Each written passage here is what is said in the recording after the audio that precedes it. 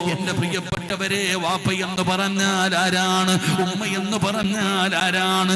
വാപ്പ വാപ്പയാകണമടോ, ഉമ്മ ഉമ്മയാകണമടോ. മക്കൾക്ക് മാതൃകയാകുന്ന ഒരു ഇമാമാകാൻ നമ്മളെ കൊണ്ട് കഴിയണം.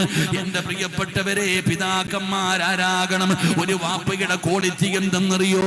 ഒരു വാപ്പ എങ്ങനെയാണ് തന്റെ പൊന്നാര മക്കളെ വളർത്തേണ്ടതെന്നറിയോ? എന്റെ പ്രിയപ്പെട്ട സഹോദരങ്ങളെ, അള്ളാഹുവിന്റെ വിശുദ്ധമായ ഖുർആൻ, ആ ഖുർആൻ പറയാത്തതൊന്നുമില്ലല്ലോ, ആ ഖുർആനിൽ പറയാത്തതൊന്നുമില്ലല്ലോ. ഒരുപാട് ചരിത്രങ്ങൾ പറഞ്ഞല്ലോ അള്ളാഹുവിന്റെ വിശുദ്ധമായ ഖുർആൻ. ഒരുപാട് പ്രവാചകന്മാരുടെ ചരിത്രം പറഞ്ഞ അള്ളാഹുവിന്റെ പരിശുദ്ധമായ ഖുർആനിന്റെ 114 ആയത്തുകൾ, 6600 പരം വരുന്ന ആയത്തുകൾ. ആ സൂറത്തുകളിലും ആയത്തുകളിലൂടെ ഞാനും നിങ്ങളും ഒന്ന് കണ്ണോടിച്ചു നോക്കിയാൽ അല്ലാഹു സുബ്ഹാനഹു വ തആല ഒരുപാട് ചരിത്രങ്ങൾ പറയുന്നുണ്ട്.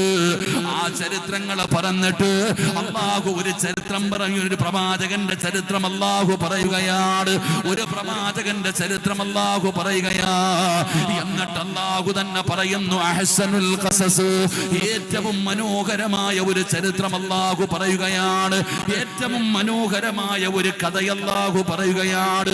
ഒരു പ്രവാചകന്റെ ചരിത്രം പറഞ്ഞിട്ട് അല്ലാഹു തന്നെ പറയുന്നു, മനോഹരമായ ഒരു ചരിത്രമാണ്. ഒരു കുടുംബത്തിന്റെ ചരിത്രമാണ്. ഒരു പിതാവിന്റെ ചരിത്രമാണ്. 12 മക്കളെ പോറ്റി വളർത്തിയ ഒരു പിതാവിന്റെ ചരിത്രം അല്ലാഹുവിന്റെ വിശുദ്ധമായ ഖുർആനിൽ കാണാം. ഒരു പിതാവ് എന്ന് പറഞ്ഞാൽ ആരായിരിക്കണം? എങ്ങനെയാണ് മക്കളെ വളർത്തേണ്ടത്? ഖുർആൻ പറയാത്തതൊന്നുമില്ലടോ. ഒരു പിതാവ് എന്ന് പറഞ്ഞാൽ എങ്ങനെയായിരിക്കണം? ഒരു മാതാവെന്ന് പറഞ്ഞാൽ എങ്ങനെയായിരിക്കണം? ഒരു വീട് ഭരിക്കേണ്ടത്, ഒരു വീട് എങ്ങനെയാണ് ഒരു വീട് പരിപാലിക്കേണ്ടത്? അല്ലാഹുവിന്റെ വിശുദ്ധമായ ഖുർആനിൽ ഒരു വീടിനെ കുറിച്ച് അല്ലാഹു പറയുന്നുണ്ട്. പെങ്ങളെ പഠിക്കണം പൊന്നുമോള്. അല്ലാഹുവിന്റെ വിശുദ്ധമായ ഖുർആനിൽ അല്ലാഹു ഒരു വീടിനെ കുറിച്ച് പറയുന്നുണ്ട്. അതൊരു പ്രവാചകന്റെ വീടിനെ കുറിച്ചല്ല പറയുന്നത്, ഒരു സ്വഹാബികളുടെ വീടിനെ കുറിച്ച് അല്ലാഹുവിന്റെ ഖുർആൻ എവിടെന്ന് പറയുകയാ. അതുകൊണ്ട് പടച്ചവനെ, ഏറ്റവും മനോഹരമായ ചരിത്രമെന്ന് അല്ലാഹു പരിചയപ്പെടുത്തിയ ആ ചരിത്രത്തിലൂടെ നമുക്കൊന്ന് സഞ്ചരിച്ചു നോക്കാം. എന്താണ് ആ ചരിത്രത്തിന്റെ പ്രത്യേകത? എന്താണ്? 12 മക്കളെ പോറ്റി വളർത്തി യാക്കൂബ് എന്ന് പറയുന്ന പിതാവിന്റെ ചരിത്രം പഠിക്കടോ. സാധാരണ ഒരു പിതാവല്ല യാക്കൂബ് നബി അലൈഹിസ്സലാം. 12 മക്കളെ വളർത്തിയ പിതാവാണ്. ആ പിതാവിന്റെ തലമുറകൾക്ക് പോലും വല്ലാത്ത ക്വാളിറ്റിയാണ്. യാക്കൂബ് നബി അലൈഹിസ്സലാമിന്റെ ചരിത്രം എടുത്ത് വായിച്ചു നോക്ക്. യാക്കൂബ് നബിയുടെ ചരിത്രം അല്ലാഹു പറയുകയാണ്. 12 മക്കളുടെ വാപ്പയാണ് യാക്കൂബ് നബി അലൈഹിസ്സലാം. എന്റെ പ്രിയപ്പെട്ട ഉപ്പമാരെ, 1 2 3 മക്കളെ വളർത്താൻ കഷ്ടപ്പെടുന്ന എന്റെ ഉപ്പമാരോട് 12 മക്കളെ വളർത്തി യാക്കൂബ് നബിയുടെ ചരിത്രം എടുത്ത് വായിച്ചു നോക്കിയാ നമുക്ക് ഒരുപാട് കാര്യങ്ങൾ പഠിക്കാനുണ്ടോ. യാക്കൂബ് നബി വല്ലാത്ത ക്വാളിറ്റിയുള്ള ഒരു പ്രവാചകൻ. യാക്കൂബ് നബിയുടെ പിതാവ് മഹാനായ ഇസ്ഹാഖ് നബി അലൈഹിസ്സലാം. യാക്കൂബ് നബിയുടെ പിതാവ് ഇസ്ഹാഖ് നബി അലൈഹിസ്സലാം. ഇസ്ഹാഖ് നബി അലൈഹിസ്സലാമിന്റെ പിതാവാരാ?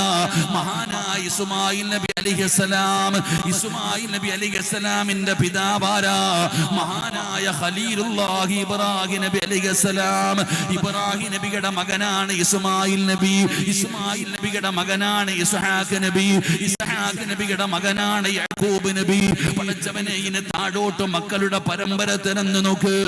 യാക്കൂബ് നബിയുടെ മകനാണ് മഹാനായ യൂസുഫ് നബി അലൈഹിസ്സലാം.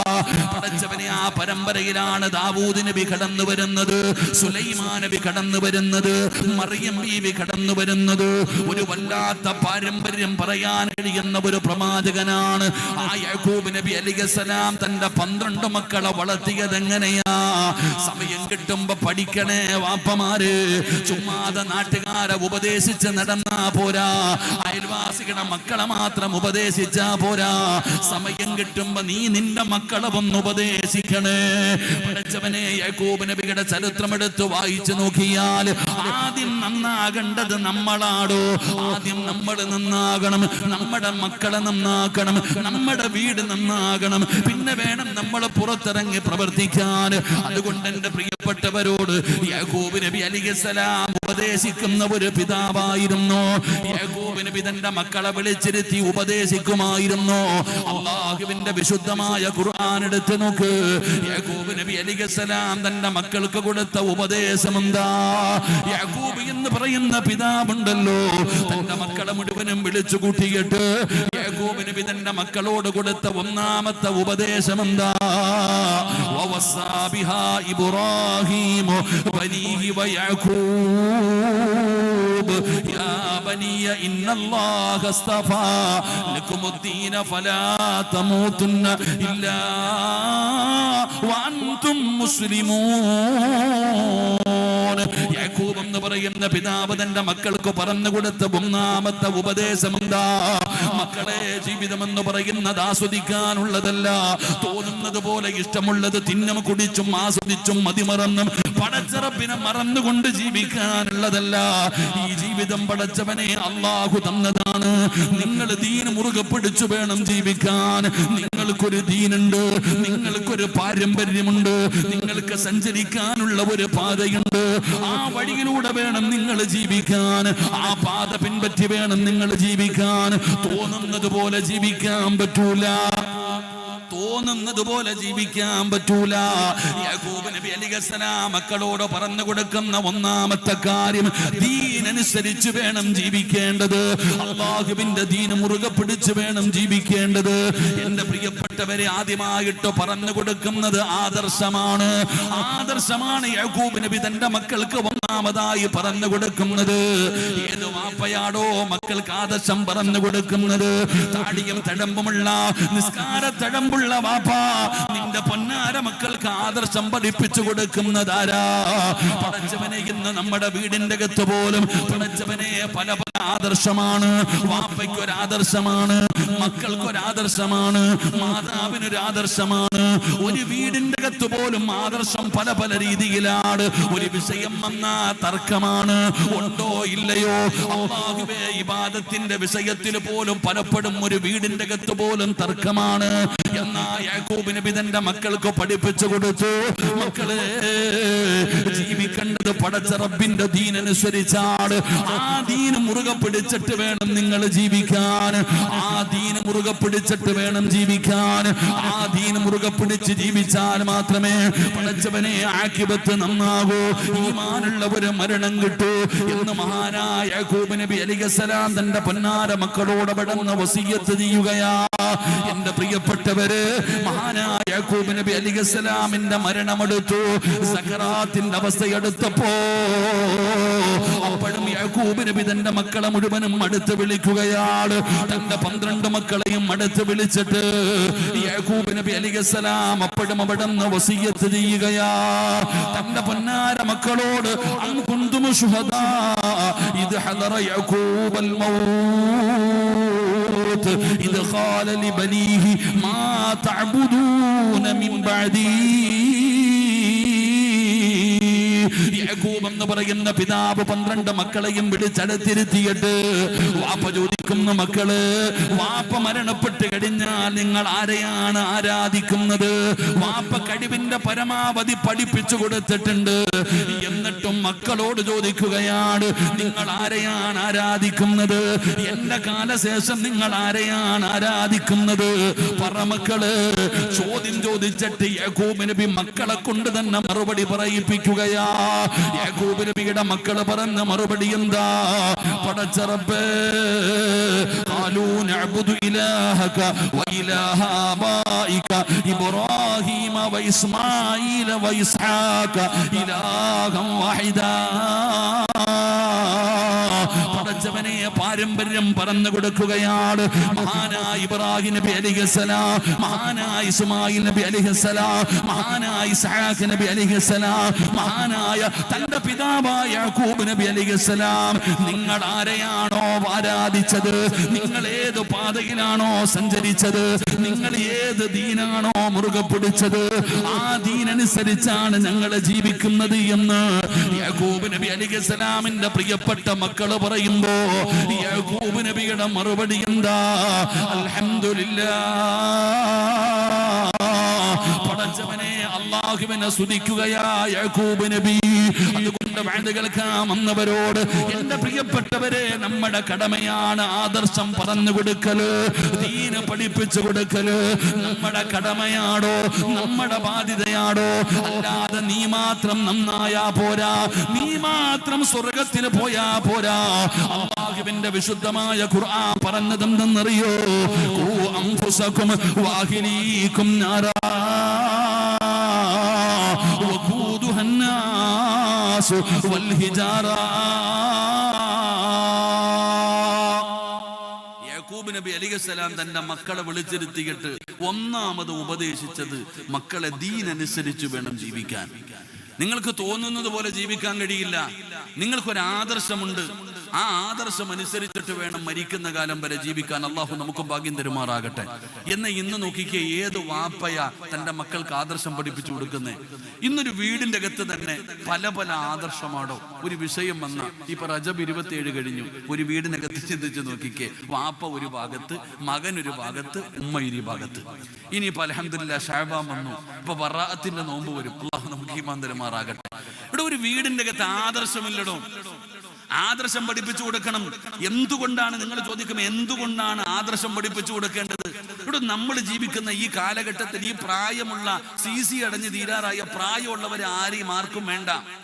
ഇന്ന് പ്രായമുള്ളവരല്ലേ വേണ്ടത്, ഇന്ന് ചെറുപ്പക്കാരെ ക്ഷണിച്ചുകൊണ്ടിരിക്കുകയാണ്. നബി സല്ലല്ലാഹു അലൈഹി വസല്ലമ തങ്ങൾ പറഞ്ഞു, എന്റെ സമുദായം 73 വിഭാഗമാകും. എന്റെ സമുദായം 73 വിഭാഗമാകും. ആ 73-ൽ 72 നരകത്തില, ഒരേ ഒരു വിഭാഗം മാത്രമേ സ്വർഗത്തിൽ കിടക്കൂ എന്ന് ആദരവായ പ്രവാചകൻ നബി മുഹമ്മദ് മുസ്തഫ. ആദരവായ പ്രവാചകൻ നബി മുഹമ്മദ് മുസ്തഫ. ഇതിലെ 72 പേരും 72 വിഭാഗവും നരകത്തിൽ പോകും. ഒരേ ഒരു വിഭാഗമേ സ്വർഗത്തിൽ പോകൂ. അള്ളാഹു ആ കൂട്ടത്തിൽ നമ്മളെ പെടുത്തുമാറാകട്ടെ. ഒരാമീൻ പറ. അള്ളാഹു ആ കൂട്ടത്തിൽ പെടുത്തുമാറാകട്ടെ. ആ ഒരു വിഭാഗം ആരാന്ന് ചോദിച്ചാൽ ഈ 73 പേരും പറയും ഞങ്ങളാണ്. ആ സ്വർഗത്തിൽ പോകുന്ന ഒരു വിഭാഗം ആരാന്ന് ചോദിച്ചാൽ ഒരു ദിവസം 2 വഖത്ത് നിസ്കാരമേ ഉള്ളൂ എന്ന് പറയുന്ന സംഘാടകനും അവനും പറയും അത് ഞങ്ങളാ. അവന് 2 വഖത്തേ ഉള്ളൂ, അവന് രാവിലെയും വൈകിട്ടും മാത്രമേ നിസ്കാരമുള്ളൂ. ആ നിസ്കരിക്കുന്നവനും പറയുന്നത് ആ ഒരു വിഭാഗം ഞങ്ങളാണെന്നാണ്. എന്റെ പ്രിയപ്പെട്ട സഹോദരങ്ങൾ, ഇപ്പൊ ഒരു പുതിയ വിഭാഗം മഹാനായ അഷ്റഫുൽ ഖൽഖ് നബി സല്ലല്ലാഹു അലൈഹി വസല്ലം തങ്ങളുടെ സഹാബത്തായ അബൂബക്കർ സിദ്ദീഖ്, ഉമർ തങ്ങൾ, ഉസ്മാൻ തങ്ങൾ ഇവരെ ഒന്നും അംഗീകരിക്കുന്നില്ല. മഹാനായ സയ്യിദുനാ അലി ഇബ്നു അബീ താലിബ് റളിയല്ലാഹു തആല ആ അലിയാരെ തങ്ങളെ മാത്രം അംഗീകരിക്കുന്ന വിഭാഗം. അവരും പറയുന്നത് ഞങ്ങൾ മാത്രം ആ ഒരു വിഭാഗം, നിങ്ങളൊക്കെ പുറത്ത്.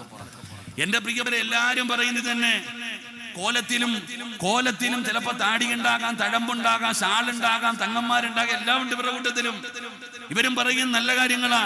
പക്ഷെ ആ നല്ല കാര്യങ്ങൾ എന്റെ പ്രിയപ്പെട്ട സഹോദരങ്ങൾ, അതിനിടയിൽ ഒരിക്കലും നമുക്ക് ഉൾക്കൊള്ളാൻ കഴിയാത്ത പല കാര്യങ്ങളും അതിനകത്തേക്ക് കടന്നു വരുന്നു. ഇത് കാണുമ്പോൾ ഒറ്റ നോട്ടത്തിൽ നോക്കുമ്പോൾ ഇതൊക്കെ നല്ല കാര്യമല്ലേ, ദിക്ർ പറച്ചിലും നിസ്കാരവും ഇതൊക്കെ നല്ല കാര്യമല്ലേ? പക്ഷെ അതിനകത്ത് എന്റെ പ്രിയപ്പെട്ടവരെ, നമ്മൾ പോലും മനസ്സിലാക്കാൻ കഴിയാത്ത അറിവുള്ളവരെ പോലും പിഴപ്പിക്കുന്ന രീതിയിൽ പല പ്രവർത്തനങ്ങളും നടന്നുകൊണ്ടിരിക്കുന്നു. അള്ളാഹു നമ്മളെ കാത്തുരക്ഷിക്കുമാറാകട്ടെ. അറിവില്ലാത്തവനല്ല, അറിവുള്ളവർ പോലും വിട്ടുപോകുന്നു. എന്തിനെന്റെ പ്രിയപ്പെട്ടവരെ, ഇതിന്റെ നേതൃത്വ സ്ഥാനങ്ങളിൽ നിൽക്കുന്നവർ പോലും അറിവില്ലാത്തവരല്ല, അറിവ് കൂടിയവരാ. അവരാണ് പിഴപ്പിക്കാൻ നടക്കുന്നത്. എന്റെ പ്രിയപ്പെട്ടവരെ, എന്തിനാണ് ഗൾഫിൽ പോയിട്ട് മക്കളൊന്ന് സൗദിയിൽ പോയിട്ട് തിരിച്ചു വരുമ്പോൾ പടച്ചവനെ, ഇന്നലെ വരെ വാപ്പ പറയുന്നതനുസരിച്ച് പള്ളിയിൽ വന്ന് നിസ്കരിച്ച് നടന്ന ചെറുപ്പക്കാരനാണ്. അവന് പടച്ചവനെ പല പല ചോദ്യങ്ങൾ ചോദിക്കുകയാണ്. അവിടെ എങ്ങനെയല്ലേ, ഇവിടെ എന്താ ഇങ്ങനെ, ഇതൊക്കെ ശരിയാണോ? മരിച്ചവരോട് ചോദിച്ചിട്ട് കാര്യമുണ്ടോ?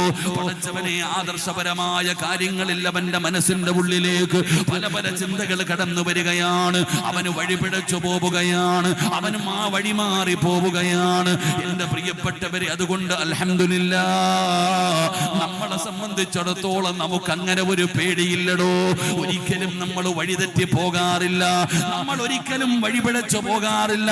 പടച്ചവനെ, നമ്മളെ സംബന്ധിച്ചിടത്തോളം അൽഹംദുലില്ലാഹ് വഴിതെറ്റി പോകുന്നവനൊരു വഴികാട്ടിയുണ്ടോ. വഴിപറ്റി പോകുന്ന, വഴിയറിയാതെ സഞ്ചരിച്ചു പോകുന്നവന് പടച്ചവനെ ഒരു ഗൂഗിൾ മാപ്പ് പോലെ ഒരു വഴി നമുക്കുണ്ടോ. നമുക്ക് വഴി കാണിച്ചു തരാറ് സമസ്ത എന്ന് പറയുന്ന പ്രസ്ഥാനം അൽഹംദുലില്ലാഹ് പടച്ചവനെ 100 വർഷം തികയുകയാണ്. 100ാം വാർഷികത്തിന് വേണ്ടി സമസ്ത ഒരുങ്ങുകയാ. ഒരു സംഘടനയില്ലടോ, അധികാരമോഹമില്ലടോ. അവര് ജീവിക്കുന്നത് പടച്ചവനെ ആ പ്രസ്ഥാനം ഇന്ന് ജീവിക്കുന്നത് തഖ്വയിലാണോ. ഒരു ശക്തിക്കും തകർക്കാൻ കഴിയാത്ത രീതിയിൽ അൽഹംദുലില്ലാഹ് സമസ്ത എന്ന് പറയുന്ന പ്രസ്ഥാനമുണ്ടല്ലോ. അത് ഒരു വഴികാട്ടിയായി ഒരു ദിവസം 17 പ്രാവശ്യം അല്ലാഹുവോട് പറയുന്നു ഇഹ്ദിനസ് സിറാത്തൽ മുസ്തഖീം. പടച്ചവനെ നേരായ പദയിലാക്കണേ എന്ന് ദുആ ചെയ്യുന്നല്ലോ. ആ വഴികാട്ടിയുടെ പുറകില് ആ വഴിയിലൂടെയാണ് നമ്മൾ സഞ്ചരിച്ചു പോകുന്നത്. വഴി തെറ്റുന്നവനെ ഒന്ന് വഴി കാണിക്കുന്ന ഒരു ഗൂഗിൾ മാപ്പ് പോലെ പടച്ചവനെ സമസ്ത നമ്മുടെ മുമ്പിലുണ്ട്. അല്ലാഹുവേ, ഞങ്ങളുടെ നേതൃത്വങ്ങൾക്ക് നീ ആഫിയത്തുള്ള ദീർഘായുസ് കൊടുക്കണേ അല്ലാ. എന്റെ പ്രിയപ്പെട്ടവരെ, ഈ കൊടി കണ്ടപ്പോ മനസ്സിന് വല്ലാത്ത ഒരു സന്തോഷം തോന്നി. എന്റെ പ്രിയപ്പെട്ടവര്, ആ 72 പേര് പിഴച്ച് നരകത്തിലേക്ക് പോകുമ്പോ ആ സ്വർഗത്തിലേക്ക് കടന്നു പോകുന്ന പാരമ്പര്യം പറയാൻ കഴിയുന്ന ഇന്നു മുതൽ തുടങ്ങിയാൽ മഹാനായ അഷ്റഫുൽ ഖൽഖ് നബി മുഹമ്മദ് മുസ്തഫ സല്ലല്ലാഹു അലൈഹി വസല്ലമ തങ്ങളെ വരെയുള്ള പാരമ്പര്യം പറയാൻ കഴിയുന്ന അഹ്ലു ബൈത്തിന്റെ നേതൃത്വത്തിൽ ഇങ്ങനെ സഞ്ചരിക്കുന്നവരാ നമ്മൾ.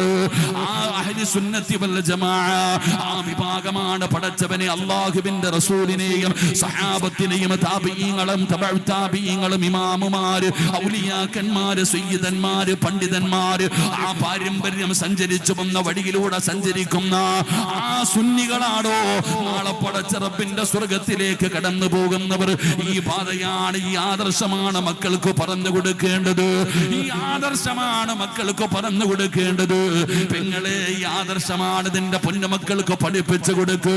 അടാ, ഈ പുത്തനങ്ങാടി മഖാമിന്റെ അകത്ത് കിടക്കുന്ന ശുഹദാക്കൾ ആരാണെന്ന് നിന്റെ പൊന്നാര മക്കൾക്ക് പറഞ്ഞു കൊടുക്കണേ. ആരാ ഔലിയാക്കന്മാരാരാ പടച്ചവനെ മക്കൾക്ക് പറഞ്ഞു കൊടുക്ക്. കാരണം ഇന്നത്തെ യുവതലമുറയ്ക്ക് വിശ്വാസമില്ലടോ, അവർക്കിന്ന് വിശ്വാസമില്ലടോ. വാപ്പാ താടിയും തഴമ്പുമുള്ള ഈമാനുള്ള പിതാവേ, നിനക്ക് വിശ്വാസമുണ്ട്, നിന്റെ മക്കൾക്ക് വിശ്വാസമില്ല. കള്ളം കഞ്ചാവും ലഹരി പദാർത്ഥങ്ങളും ഒന്നുമല്ല ഇന്ന് നമ്മൾ ഏറ്റവും കൂടുതൽ ഭയപ്പെടേണ്ടത്. ഇന്ന് നമ്മൾ ഏറ്റവും കൂടുതൽ ഭയപ്പെടേണ്ട വിഷയം വിശ്വാസത്തിന്റെ വിഷയമാണ്. ഇന്നത്തെ തലമുറയ്ക്ക് വിശ്വാസമില്ല. മരണത്തിന് ശേഷമുള്ള ജീവിതത്തിൽ ഇന്ന് പലർക്കും വിശ്വാസമില്ലടോ. സ്വർഗമുണ്ടെന്ന് പറയുന്നല്ലോ, സ്വർഗമുണ്ടെന്ന് പറയുന്നല്ലോ. ഇന്നത്തെ കുട്ടികൾ ചോദിക്കുന്ന ഉസ്താദേ, സ്വർഗമിരിക്കുന്നത് എവിടെയാ? ആകാശത്തിലാണോ, ഭൂമിയുടെ അടിയിലാണോ, കടലിനടിയിലാണോ, എവിടെ? പടച്ചവനെ, ഇന്ന് മരണത്തിനു ശേഷമുള്ള ജീവിതത്തിൽ വിശ്വാസം കുറവാ. വല്ലാത്ത ഒരവസ്ഥയിലാണ് ഇന്നത്തെ യുവതലമുറ ജീവിക്കുന്നത്. അല്ലാഹുവേ, ഞങ്ങളുടെ മക്കളെ നീ കാക്കണേ അല്ലാ. ഇന്നത്തെ കുട്ടികൾക്ക് മരണത്തിന് ശേഷമുള്ള ജീവിതത്തിൽ അധികം പേർക്കും വിശ്വാസമില്ലാതെ പോകുന്നു. അല്ലാഹു നമ്മളെ കാത്തുരക്ഷിക്കുമാറാകട്ടെ. ആമീൻ പറ, ആമീൻ പറ, ആമീൻ പറ. അള്ളാഹു നമ്മളെ കാത്തുരക്ഷിക്കുമാറാകട്ടെ. നിങ്ങൾ വിചാരിക്കും പടച്ചോൻ അതെന്തേ ഉസ്താദെ അങ്ങനെ പറഞ്ഞെന്ന്. ഞാൻ തെളിവ് പറഞ്ഞു തരാം. ഈ ഇരിക്കണം നിങ്ങളെല്ലാവരും ഇന്ന് വയത് കഴിഞ്ഞ് വീട്ടിൽ പോയി 10ാം ക്ലാസ്സിലോ പ്ലസ് 1-ലോ 9-ലും 10-ലും പ്ലസ് 1-നും പ്ലസ് 2-നും പഠിക്കുന്ന മകനെ പിടിച്ച് അടുത്തിരുത്തി പാപ്പ പറഞ്ഞു കൊടുത്തു, മോനെ, പാപ്പാടെ ഏറ്റവും വലിയ ആഗ്രഹം സ്വർഗത്തിൽ പോകണമെന്നാണ്. അതെന്താ പാപ്പ? അള്ളാഹു സ്വർഗത്തിൽ ഒരുക്കി വെച്ചിരിക്കുന്ന എന്താന്ന് എന്റെ പൊന്നുമോൻ അറിയോ? എടാ, അതിന്റെ വലുപ്പം നിനക്കറിയോ? അവിടെ എല്ലാം ഉണ്ടെടാ. ഉസ്താദ് പ്രസംഗിച്ച കേട്ടോ, നബി സല്ലല്ലാഹു അലൈഹി വസല്ലമ തങ്ങൾ പറഞ്ഞിട്ടുണ്ട്, സ്വർഗത്തിലൊരു മരമുണ്ട്, സ്വർഗത്തിലൊരു മരമുണ്ട്. ആ മരത്തിന്റെ ചുവട്ടിലൂടെ ഒരാള് കുതിരപ്പുറത്ത് സഞ്ചരിക്കുക, വാഹനപ്പുറത്ത് സഞ്ചരിക്കുക. നബി തങ്ങൾ പറയുമ്പോൾ അതാണല്ലോ വാഹനം. നല്ല സ്പീഡിൽ സഞ്ചരിക്കുന്ന ഒരു വാഹനത്തിന്റെ പുറത്ത് സ്വർഗത്തിൽ വെച്ചിരിക്കുന്ന നട്ടിരിക്കുന്ന ഒരു മരത്തിന്റെ ചുവട്ടിലൂടെ ഒരാൾ 100 കൊല്ലം സഞ്ചരിച്ചാലും ആ മനുഷ്യൻ ആ മരം വിട്ടുകിടക്കാൻ കഴിയില്ല എന്ന് നബിയുനാ റസൂലുള്ളാഹി. എത്ര വർഷം? എത്ര വർഷം? എന്റെ കൂടെ എത്ര വർഷം? 100 കൊല്ലം ഒരു മനുഷ്യൻ വളരെ സ്പീഡിൽ സഞ്ചരിക്കുന്ന ഒരു വാഹനത്തിൽ സ്വർഗത്തിലെ ഒരു മരത്തിന്റെ ചുവട്ടിൽ കൂടെ സഞ്ചരിച്ച ആ മനുഷ്യൻ വിട്ടുകിടക്കൂല. അത്രയ്ക്കും വലുപ്പമുള്ള ഒരു മരം സ്വർഗത്തിൽ ഉണ്ടെന്ന് നിങ്ങൾ ആരെങ്കിലും നിന്റെ മോനോട് പറഞ്ഞേ. ഓൻ ഇങ്ങനെ നോക്കിയിട്ട് ചോദിക്കുക, എന്റെ വാപ്പ ഇത് എന്തൊരു തെള്ളലാ വാപ്പ നിങ്ങൾ. പടച്ചോനെ, ഇത് എന്ത് 100 കൊല്ലം സഞ്ചരിച്ച തീരാത്ത മരോ? ഒന്ന് ചിന്തിക്കാൻ പറ്റില്ലല്ലോ. അവനത് തമാശയായിട്ട് ഇത് ചുമ്മാതെ തെള്ളിയതാണെന്ന് വിചാരിക്കുന്നത്. ഹാജിയാരുടെ മോന്റെ അവസ്ഥയെ ഞാൻ പറഞ്ഞേ. ഇപ്പോഴും കയ്യിൽ തസ്ബീഹിട്ട് ലാ ഇലാഹ ഇല്ലല്ലാഹ് പറയുന്ന ഉമ്മ ഇന്ന് രാത്രി പോയിട്ട് ഒരു കട്ടൻ ചായ വെച്ചപ്പോ മോളിങ്ങനെ ഓടി വന്നതാ, ഒന്ന് കൈ തട്ടി ഒന്ന് കൈപൊള്ളി. എന്തൊരു ചൂട്. അപ്പൊ ഉമ്മ ചോദിക്ക, ഇതൊക്കെ ചൂടാണോ മോളെ? അതൊക്കെ അങ്ങ് നരകത്തിലെ തീയുടെ 70% ഈ ദുനിയാവിലെത്തി ഒന്ന് പറഞ്ഞു നോക്കിയേ. എന്റെ മോളിങ്ങനെ കളിയാക്കും. എന്റെ പ്രിയപ്പെട്ടവരെ, നമുക്ക് വിശ്വാസമുണ്ട്, അതോ പോട്ടെ, മക്കളുടെ കാര്യം പോട്ടെ. സ്വർഗത്തിൽ ഇത്രയും വലിയ ഒരു മരമുണ്ടെന്ന് പറഞ്ഞാൽ നമുക്ക് പോലും പടച്ചവനെ നമ്മൾ ചിന്തിക്കുകയാണ് ഇതൊക്കെ കെട്ടുകഥയാണെന്ന്. അതുകൊണ്ടാ പറയുന്നത് എന്റെ പ്രിയപ്പെട്ടവരെ, എങ്ങനെയും നമ്മുടെ മക്കളെ പിഴകുടയാണ് പടച്ചവനെ. ഗൂഗിളിലൂടെയാണ് അവരെന്ന പുസ്തകങ്ങളിലൂടെയാ ദീൻ പഠിക്കുന്നത്. ആരെങ്കിലും എഴുതി വെച്ചിരിക്കുന്ന പുസ്തകങ്ങളിലൂടെയല്ല ദീൻ പഠിക്കേണ്ടത്. അല്ലാഹുവിന്റെ പരിശുദ്ധമായ ഖുർആൻ, മഹാനായ നബി മുഹമ്മദ് മുസ്തഫ സല്ലല്ലാഹു അലൈഹി വസല്ലമ തങ്ങളുടെ സുന്നത്തുകൾ നബി തങ്ങളുടെ ജീവിതത്തിലൂടെയാണ് ദീൻ പഠിക്കേണ്ടത്. അതുകൊണ്ട് എന്റെ പ്രിയപ്പെട്ടവരോട് ഓർമ്മപ്പെടുത്തുകയാണ്, മക്കൾക്ക് ആദർശം പഠിപ്പിച്ചു കൊടുക്കൂ, ആദർശം പറപ്പിച്ചു കൊടുക്കൂ. അല്ല പടച്ചവനെ, പലരും പറയാറുണ്ട്, ഉസ്താദേ എന്റെ പൊന്നുമോന് മാറിപ്പോയി, ഞാനെല്ലാം പഠിപ്പിച്ചു കൊടുത്തവനാണ്, പക്ഷെ അവനെന്ന് പലതും മറന്നുപോയി ഉസ്താദ്. അവൻ ഞാൻ പറയുന്നത് അനുസരിക്കുന്നില്ല. വിശ്വാസപരമായിട്ട് അവന് വളരെ മാറിയിരിക്കുകയാണ്. സങ്കടപ്പെടുന്ന ഒരുപാട് പേരുണ്ടോ. എന്റെ പ്രിയപ്പെട്ട ഉപ്പമാരോട് ഉമ്മമാരോട് പറയട്ടെ, ഭാര്യ ഗർഭിണിയായി ഹോസ്പിറ്റലിൽ ചെന്ന് പ്രസവം കിടന്നു, ഡോക്ടറെ കൊണ്ടുവന്ന് കാണിക്കുന്നു, ഇതാണ് നിങ്ങളുടെ മോന്, ഇതാണ് നിങ്ങളുടെ മോള് എന്ന് പറഞ്ഞാൽ സാധാരണ വെച്ച് നോക്കിയാൽ പിതാവാണ്, മാതാവാണ്. പക്ഷേ അങ്ങനെ പറഞ്ഞതിന്റെ പേരിൽ മക്കളാകണമെന്നില്ല. ആദർശം കൂടെ വേണമടോ, ആദർശം കൂടെ വേണമടോ. എന്റെ പ്രിയപ്പെട്ടവരെ, ആദർശം കൂടെ നമ്മുടെ മക്കൾക്ക് വേണം സഹോദര. 950 വർഷക്കാലം പടച്ച റബ്ബിന്റെ ദീനിന് വേണ്ടി ദഅവത്ത് നടത്തിയ പ്രവാചകനാണ് മഹാനായ ശൈഖുൽ അംബിയാ, മഹാനായ നൂഹ് നബി അലൈഹിസ്സലാം. ആ നൂഹ് നബിയുടെ ചരിത്രം പഠിച്ചവരാണല്ലോ, ആ നൂഹ് നബിയുടെ ചരിത്രം പഠിച്ചവരാണല്ലോ. ഇതുപോലെ പ്രബോധനം നടത്തിയ വേറെ ഒരു പ്രവാചകനില്ലല്ലോ. പടച്ചവനെ, 950 വർഷക്കാലം രാവിലെ മുതൽ വൈകുന്നേരം വരെ പടച്ച റബ്ബിന്റെ ദീനിനെ കുറിച്ച് ലോകത്തോട് വിളിച്ചു പറഞ്ഞ പ്രവാചകനാണ് മഹാനായ നൂഹ് നബി അലൈഹിസ്സലാം. ആ നൂഹ് നബിയുടെ ചരിത്രം നമുക്കറിയാം. അല്ലാഹുവേ, തന്റെ പൊന്നാര മകന് തൂഫാൻ എന്ന് പറയുന്ന ജലപ്രളയത്തിൽ ഇങ്ങനെ മുങ്ങിച്ചാവുകയാണ്. തന്റെ പൊന്നാര മകൻ അതാ വെള്ളത്തിൽ കിടന്നിങ്ങനെ മുങ്ങിച്ചാകുമ്പോ നൂഹ് നബി അല്ലാഹുവോട് ചോദിക്കുന്നു, വനാദാ നൂഹ് റബ്ബഹു ഫഖാല റബ്ബി ഇന്നി ബിനി മിൻ അഹ്ലി. മഹാനായ നൂഹ് നബി അല്ലാഹുവോട് പറയുന്ന, പടച്ചവനെ, എന്റെ കുടുംബത്തെ സംരക്ഷിക്കുമെന്ന് നീ എനിക്ക് വാഗ്ദാനം ചെയ്തിട്ടുണ്ട് പടച്ചവനെ. ഈ വെള്ളത്തിൽ മുങ്ങുന്നത് എന്റെ പൊന്നുമോനാണ്, എന്റെ പൊന്നുമോനാണ് പടച്ചവന്, എന്റെ അഹിലാണ് പടച്ചവന്, എന്റെ പൊന്നുമോനാണ് ഈ വെള്ളത്തിൽ കിടന്ന് മുങ്ങിച്ചാകുന്നത്. അല്ലാഹുവേ, നീ വാഗ്ദാനം ചെയ്തിട്ടുണ്ട് എന്റെ അഹിലിനെ രക്ഷപ്പെടുത്തുമെന്ന്. ആ സമയത്ത് പടച്ച റബ്ബിന്റെ മറുപടി എന്താ? നൂഹ് നബിയുടെ മകനാണ് കിടക്കുന്നത്, കനാൻ എന്ന് പറയുന്ന പൊന്നുമോനാണ് കിടക്കുന്നത്. പക്ഷേ വാപ്പയുടെ ആദർശത്തിലല്ല, വാപ്പയുടെ ആദർശം അവനില്ലായിരുന്നു, അവൻ അല്ലാഹുവിനെ കൊണ്ട് വിശ്വസിക്കുന്നവനായിരുന്നില്ല. അല്ലാഹുവേ, നൂഹ് നബി അലൈഹിസ്സലാം അല്ലാഹുവിനെ കുറിച്ച് പറഞ്ഞു കൊടുത്തപ്പോൾ തന്റെ പൊന്നാര മകൻ അനുസരിക്കാൻ തയ്യാറായില്ല. അവസാനം തന്റെ പൊന്നാര മകന് വെള്ളത്തിന്റെ അകത്ത് കിടന്നു മുങ്ങിച്ചാകുമ്പോ വാപ്പ വിളിക്കുന്നു, യാ ബുനയ്യ, ഉപ്പാട പൊന്നുമോനെ, ഇത് അല്ലാഹുവിന്റെ അദാബാ മോനെ. വാപ്പ പറയുന്നത് കേൾക്കടാ, ഈ കപ്പലിനകത്ത് കേറ്, ഈ കപ്പലിനകത്ത് കേറ്, ഇത് അല്ലാഹുവിന്റെ അദാബാണ് എന്ന് പറഞ്ഞുകൊണ്ട് തന്റെ പിതാവ് വിളിക്കുമ്പോ മകൻ തന്നെ പറയുന്ന, പർവ്വതത്തിന്റെ മുകളിൽ കയറി ഞാൻ രക്ഷപ്പെടുമെന്ന്.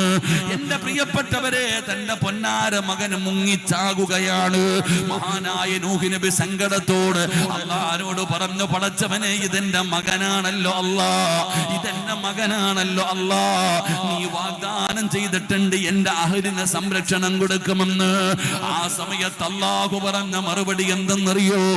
നല്ലതുപോലെ വളർത്തിയിട്ട് മക്കള് തലതിരിഞ്ഞു പോകുമ്പോ, 18 കൊല്ലം പോറ്റി വളർത്തിയ മകള് കണ്ടവന്റെ കൂടെ ഒളിച്ചോടി പോകുമ്പോ എന്തിനാ ഉമ്മ സങ്കടപ്പെടുന്നത്? അവളെ ഓർത്തിട്ട് എന്തിനായിരുന്നു കരയുന്നത്? എന്റെ പ്രിയപ്പെട്ടവരെ, നൂഹ് നബി അലൈഹിസ്സലാമിനോട് പറച്ച റബ്ബ് കൊടുത്ത മറുപടി എന്തെന്നറിയോ? നൂഹേ